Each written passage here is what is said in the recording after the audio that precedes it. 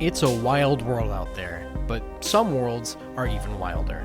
Hi, my name is Tyler Hapney, and you're listening to Dungeons and Dystopias. Thank you for listening. Hello, and welcome back to yet another episode of Dungeons and Dystopias. I am your Game Master and host, Tyler Hapney. I have run hundreds of sessions of Cyberpunk Red and Dungeons and Dragons, and this podcast is a way for me to reconcile my thoughts on both of those systems. So today we're going to be continuing our series in Dungeons and Dragons classes, and today we're going to be discussing the Ranger.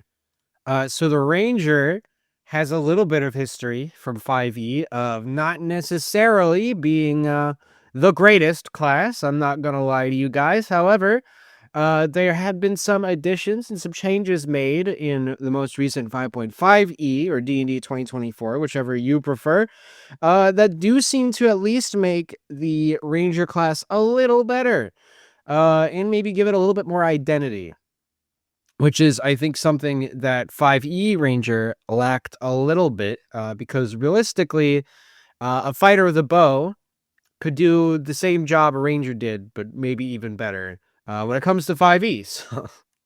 Hey, we're going to be talking about the 5.5e edition of Ranger today. Some of the new additions and changes they've made that have made the class work out a little better for people and have allowed it to differentiate itself from some of the other classes like Fighter or Monk, where, you know, a lot of Ranger's old utility would have been shared by those classes. But now I've been assured that the new version of Ranger is a lot better. So we're going to kind of go through, review some of the many different traits of this new D&D 2024 Ranger. We're going to find out just kind of what sets it apart. So, Ranger, let's kind of get into the basics here. Rangers are saving throw proficient with strength and dexterity. They get D10 hit dice. They get skill proficiencies in animal handling, athletics, insight, investigation, nature, perception, stealth, survival, the type of stuff you would expect a ranger to be good at. Weapon proficiencies are simple on martial weapons, but let's be real. Most rangers are going to be using either 2 short swords or a bow or a gun or a ranged option of some variety. Armor training, you've got light and medium armor, and you can utilize shields, which is really good. It's always nice to be able to use a shield. You can start with studded leather armor, a scimitar, short sword, longbow, 20 arrows, quiver, a druidic focus, explorer's pack, and 7 gold points, or just 150 gold. I'd choose option A. All right. So, Ranger class features. Let's talk about some Ranger features. For one, Rangers at level 1 do have the ability to cast spells. They've got Cure Wounds, Ensnaring Strike, Hunter's Mark, blah, blah, blah. All these fun ones. Detect Magic, Entangle, Fog Cloud, Goodberry, Hail of Thorns, Jump, Long Strider, Speak with Animals is a good one. Animal Friendship, you get the idea. Generally, if there's a spell that has to do with animals or nature of any kind, generally, Rangers and Druids, you can kind of rely on maybe there being a sort of connection there. However, Rangers, I believe, are the only ones that get access to Ensnaring Strike, Hail of Thorns, and Hunter's Mark. So there you go. Spell slots, you know, it's about the same as any other class. You just kind of have the look at the table, to be honest with you. At first level, you get 2 first-level spell slots, and that goes up to quite a lot of spells by the time we reached, 6th or 7th level. All right, weapon mastery. Well, you obviously are proficient in weapons. Allows you to use the mastery property of 2 kinds of weapons of your choice with which you have proficiency. So you get the mastery properties to specifically 2 of probably your main weapons. So it's 2 kinds of weapons too. So think about it. You could have 2 double short swords and you have mastery in both of them, and a longbow and you have mastery in that. And here's the fun thing. Whenever you finish a long rest, you can change the kind of weapons you chose. So if your character puts down your short swords for like a rapier, well, there you go. You can give it a long rest. You now have mastery in the rapier. That's great. Level 2, you get the Deft Explorer feature. You gain expertise in a skill proficiency, and you get 2 languages. Very neat. Fighting style, obviously, we've still got fighting style from 5e. Fighting style in 5.5e is a little different, I think. We've got some new options here: unarmed fighting, interception, stuff like that. But I mean, generally, come on, it's fighting styles. We've already been through this with fighter, and they're pretty much the same. If you're a ranger, you're probably gonna be taking archery or 2-weapon fighting, if I had to guess. Ranger subclasses: we get Beastmaster, Fey Wanderer, Gloomstalker, Hunter, and Winter Walker. We probably don't have time to go into each and every subclass, but let's go into Beastmaster. Beastmaster is like a ranger's ranger. This is the person who walks around with a beast, who's like their pet. So you might have like a bear or something that's beside you, helping you out. It's pretty much the same as it was in 5e, to be honest with you. It does have a stat block, which is armor class is 13 plus your wisdom modifier, which means it can be quite high if you have a high wisdom. Hit points is 5 plus 5 times your ranger level. So if you are level 5, that is going to be 30 HP. We have climb and normal speed of 40 feet. Very good. You get the idea. I mean, come on. It's a beast. They have abilities, and they're pretty decent. For damage, it's 1d8 plus 2 plus your wisdom modifier. So that could also be increased by increasing your wisdom. You get the idea. There's so many different types of beasts you can have. Beasts of the land, beasts of the sky, beasts of the sea. Depending on what campaign you're running, you might get better mileage out of one over the others. Exceptional training at level 7. When you take a bonus action to command your primal companion beast to take an action, you can also command it to take the dash, disengage, dodge, or help action using its bonus action. So that's really good.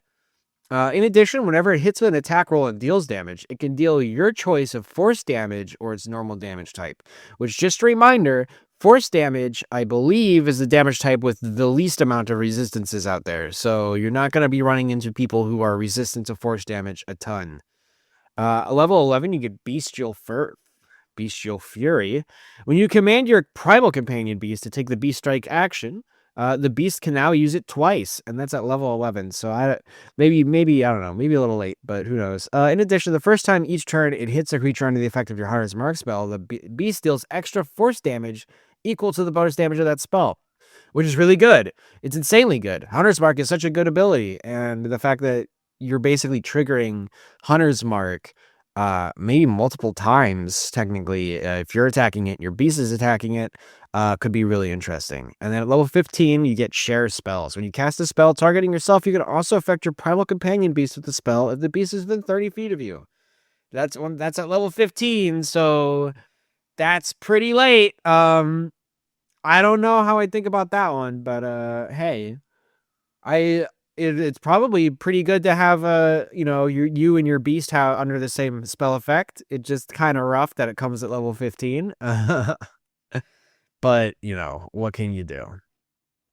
Going back to normal ranger, we're going to discuss the rest of this leveling track. We've got level 4. You get ability score improvements as per usual, or another feat. You gain this feature at ranger level 4, 8, 12, and 16. So through your leveling track, you are going to be receiving 4 ability score improvements should you actually manage to reach the level of 16.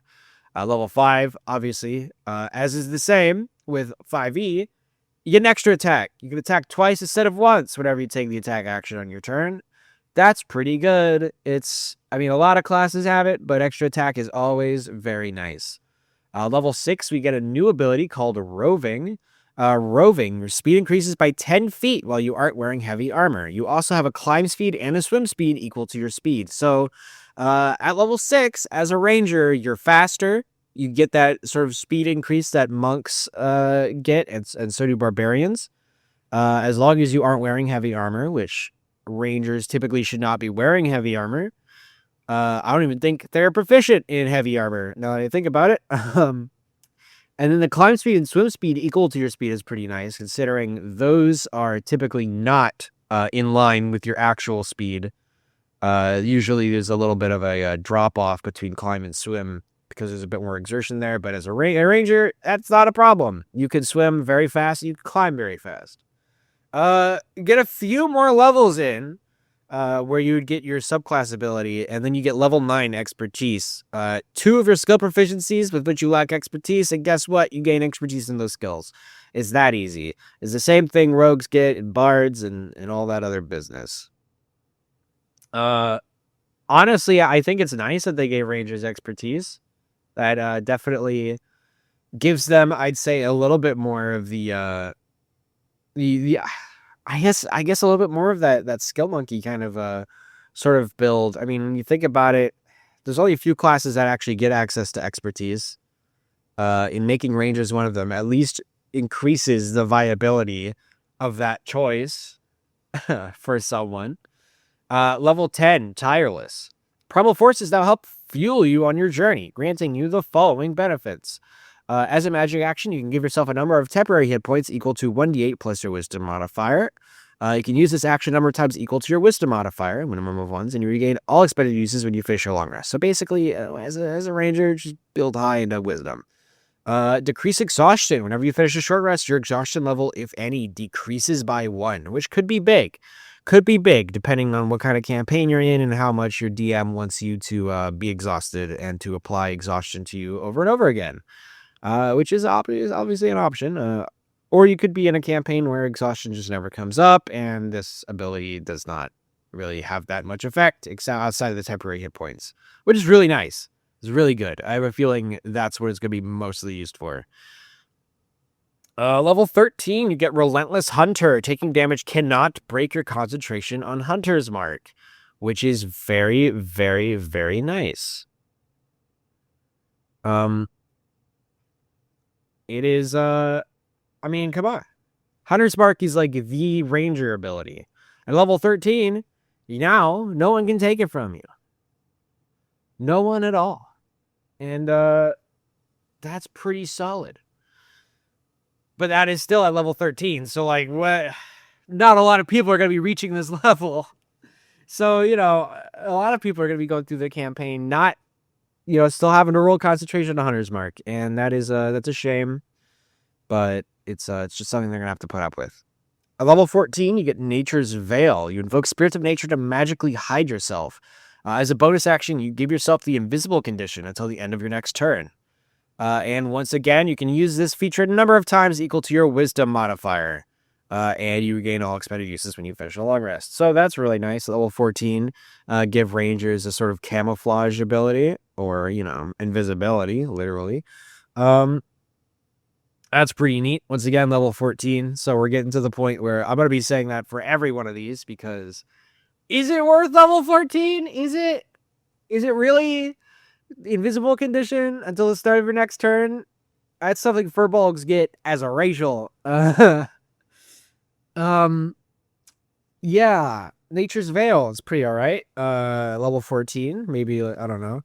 Level 17, Precise Hunter. All right, come on, guys. Level 17, this is what we get. You have advantage on attack rolls against the creature currently marked by your Hunter's Mark. Are you serious? At level 17, that's what I'm getting. I mean, all right. Advantage is good. It's really good.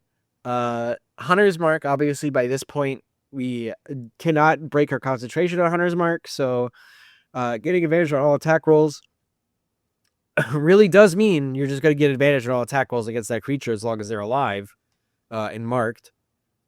But 17 levels until that is just rough, man. Not a lot of people are going to be getting there. Wow. That's, yeah. Level 18, Feral Senses.